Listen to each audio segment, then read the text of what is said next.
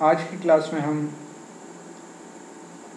जो ट्रांसड्यूसर के दूसरे बेसिक प्रिंसिपल का आधार है उसके बारे में पढ़ेंगे, जिसका नाम है इंडक्टिव ट्रांसड्यूसर, जिसे हम प्रेरक ट्रांसड्यूसर भी कहते हैं।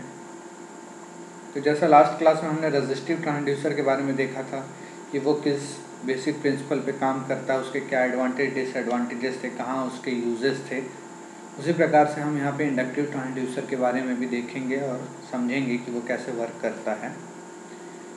तो इंडक्टिव ट्रांसड्यूसर माप किए जाने वाले मात्रा में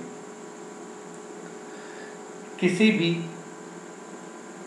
प्रशंसनीय परिवर्तन के कारण प्रेरण, जिसे हम कहते हैं प्रेरण परिवर्तन के सिद्धांत पर काम करता है। मतलब किसी से इंड्यूस्ड होता है, ठीक है, किसी के कारण होता है, प्रेरण के कारण होता है। तो यहाँ पे जो इंडक्टिव ट्रांसड्यूसर के द्वारा जो हम माप करते हैं किसी मात्रा का, वो किसी भी परिवर्तन के कारण जो प्रेरण होता है उस परिवर्तन में, उसके सिद्धांत पर ये काम करता है। फॉर एग्जाम्पल LVDT, जिसे हम लीनियर वेरिएबल डिफरेंशियल ट्रांसफॉर्मर कहते हैं, ये एक प्रकार का प्रेरक ट्रांसड्यूसर होता है। इसके दो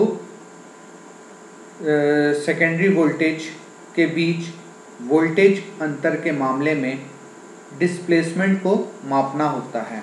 तो यहाँ पे सेकेंडरी वोल्टेज कुछ भी नहीं है, लेकिन लोहे की पट्टी के डिस्प्लेसमेंट के साथ प्राइमरी वाइंडिंग में प्रवाह परिवर्तन के कारण प्रेरण का परिणाम है। वैसे भी इंडक्टिव ट्रांसड्यूसर के सिद्धांत को स्पष्ट करने के लिए हम यहाँ पर एक LVDT की से रिलेटेड डिस्कशन करेंगे, और LVDT के माध्यम से हम इंडक्टिव ट्रांसड्यूसर को समझने की कोशिश करेंगे। यहाँ पे जो LVDT है, आपको ये डायग्राम दिख रहा होगा, एक सिंपल सा है, एक प्रेरक ट्रांसड्यूसर। हम LVDT के एग्जाम्पल के द्वारा इसको समझने की कोशिश कर रहे हैं। तो आपको ये एक डायग्राम दिख रहा होगा, ठीक है। ये इस डायग्राम में आप देखिए, यहाँ पर दो पार्ट में है, ठीक है। ये प्राइमरी पार्ट को हम क्या बोल रहे हैं, कोर बोल रहे हैं। सेकेंडरी पार्ट को हम आर्मेचर मूवमेंट के फॉर्म में रख रहे हैं। प्राइमरी पार्ट में हमने वाइंडिंग किया है, उसमें एक एक्साइटर और मीटर लगाया हुआ है। सेकेंडरी जो आर्मेचर मूवमेंट है वो आयरन का पार्ट है, और इन दोनों के बीच में एक एयर गैप है, जिससे कि हम जो आर्मेचर है या जो रॉड है या जो आयरन पीस है उसको मूव करा सकें।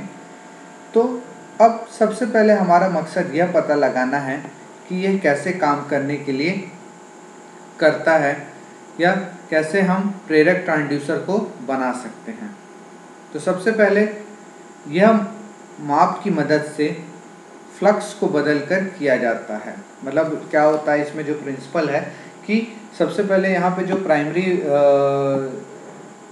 मीटर लगा है, एक्साइटर के द्वारा हम यहाँ पे सप्लाई देते हैं, और इस वाइंडिंग में जो करंट आता है वो एक क्या करता है, इलेक्ट्रोमैग्नेटिक फील्ड को जनरेट करता है, जिससे यहाँ पर क्या हो जाता है, एक मैग्नेटिक फील्ड जनरेट हो जाता है।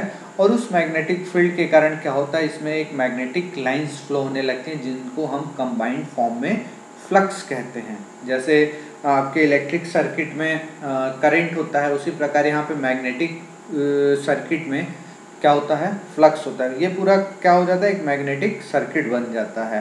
तो यहाँ पर जो भी हम माप करते हैं वो क्या करते हैं, फ्लक्स में परिवर्तन को मेजर करके करते हैं। तो इस बदलते फ्लक्स से जाहिर तौर पर इंडक्शन में भी बदलाव होता है, उसके प्रेरकत्व में भी बदलाव होता है, प्रेरण में भी बदलाव होता है, और इस इंडक्शन बदलाव को माप के हिसाब से कैलिब्रेट किया जा सकता है। इसलिए प्रेरक ट्रांसड्यूसर इस काम के लिए निम्नलिखित सिद्धांत में से किसी एक का उपयोग करता है, ठीक है। तो इसमें मुख्यतः तीन तरह से हम देखते हैं सिद्धांत को। पहला होता है आत्म परिवर्तन, जिसे हम बोलते हैं सेल्फ एक्साइटेशन या सेल्फ चेंजेस।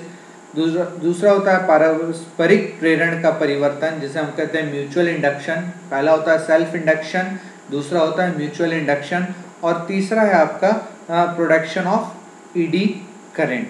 जिसे हम भंवर धाराएं कहते हैं, भंवर धाराओं का उत्पादन। तो जैसा कि हम जानते हैं कि किसी भी कुंडली में यदि स्वप्रेरण हो रहा है, सेल्फ इंडक्शन यदि हो रहा है, तो उसको ज्ञात करने का जो फॉर्मूला है वो क्या है, L = n²/r, जहाँ पर n जो है वो क्या बता रहा है, नंबर ऑफ टर्न्स को, वर्तनों की संख्या को बता रहा है, कितने ज़्यादा वहाँ पर टर्न्स लिए गए हैं, ठीक है। और r जो है वो क्या बता रहा है, आपके रिलक्टेंस ऑफ मैग्नेटिक सर्किट, अनिक्षा ऑफ चुंबकीय परिपथ। इसके अलावा L जो है वो क्या बता रहा है, इंडक्टेंस को बता रहा है, ठीक है। तो यहाँ पर जो चुंबकीय सर्किट की अनिच्छा जो है, जिसे हम रिलक्टेंस कह रहे हैं, उसका फॉर्मूला होता है R = L/μA। यहाँ पे L क्या है, लेंथ ऑफ कंडक्टर या वर्तनों की संख्या जो है, उसमें कितने लेंथ का उसका कंडक्टर है। A क्या है, एरिया, उसकी मोटाई, क्षेत्रफल क्या है। और म्यू जो है वो क्या है, परमिबिलिटी है, पारगम्यता हम इसे कहते हैं। तो इसलिए जो मैं रिलक्टेंस की जगह यदि ये फॉर्मूला पुट करता हूँ, तो हमारा जो नया फॉर्मूला बनेगा प्रेरण समीकरण के लिए वो क्या हो जाएगा, L = n²μA/L। हमने R की जगह क्या पुट कर दिया, L/μA। तो जैसे ही हमने पुट किया L = क्या हमें मिला, n²μA/L, जहाँ पर G = क्या होता है, A/L को हम ज्यामितिक रूप कारक के रूप में भी जाना जाता है, जहाँ पे जो कॉइल है वो क्या है, क्रॉस सेक्शन क्षेत्र के बराबर हम मान सकते हैं। तो L जो है वो कुंडल की लंबाई को बता रहा है, म्यू जो है वो माध्यम की पारगम्यता को बता रहा है। तो यदि मैं यहाँ पर G = A/L की जगह मैं क्या पुट कर दूँ, G को पुट कर दूँ, तो L = क्या हो जाएगा, n²μG, ठीक है। तो यहाँ पर जो नया फॉर्मूला हमें मिला प्रेरण का वो क्या मिल रहा है, L = n²μG मिला। इसलिए घुमाव या ज्यामितीय विन्यास या पारगम्यता की संख्या में भिन्नता से स्वप्रेरण को बदला जा सकता है। यदि नंबर ऑफ जो टर्न्स हैं उनमें चेंजेस कर दिया जाए, ठीक है, जो ज्यामितीय विन्यास है, ठीक है, उसमें कोई परिवर्तन कर दिया जाए, या उन दोनों कॉइल के बीच में जो हम मटेरियल यूज़ कर रहे हैं उसमें यदि कुछ बदलाव कर दिया जाए, तो उससे जो स्वप्रेरण है वो भी क्या हो सकता है, बदला जा सकता है। फॉर एग्जाम्पल, यदि कुछ विस्थापन उपरोक्त मापदंडों को बदलने में सक्षम है, तो अधिष्ठापन के संदर्भ में विस्थापन को सीधे मापा जा सकता है। क्लियर है। अब प्रेरक ट्रांसड्यूसर के अनुप्रयोग, प्रेरक ट्रांसड्यूसर का हम कहाँ उपयोग करते हैं। तो इन ट्रांसड्यूसर के अनुप्रयोगों में निम्नलिखित शामिल हैं, ठीक है। इन ट्रांसड्यूसर का अनुप्रयोग निकटता सेंसर में स्थिति, टच पैड, गतिशील गति आदि को मापने के लिए पाता है।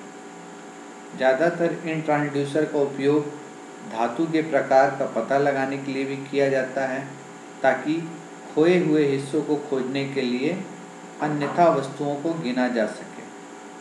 ये ट्रांसड्यूसर तंत्र के आंदोलन का पता लगाने के लिए भी लागू होते हैं, जिनमें बेल्ट, कन्वेयर और बाल्टी लिफ्ट आदि शामिल हैं। अब इंडक्टिव ट्रांसड्यूसर के लाभ और नुकसान। तो प्रेरक ट्रांसड्यूसर के लाभों में निम्नलिखित शामिल है। इस ट्रांसड्यूसर की जवाबदेही अधिक होती है, लोड प्रभाव कम हो जाएगा, पारिस्थितिक मात्रा के खिलाफ मजबूत, ठीक है। तो ये सारी चीज़ें जो हैं वो प्रेरक ट्रांसड्यूसर की चीज़ें हैं, ठीक है। आज की क्लास में इतना ही। Thank you so much.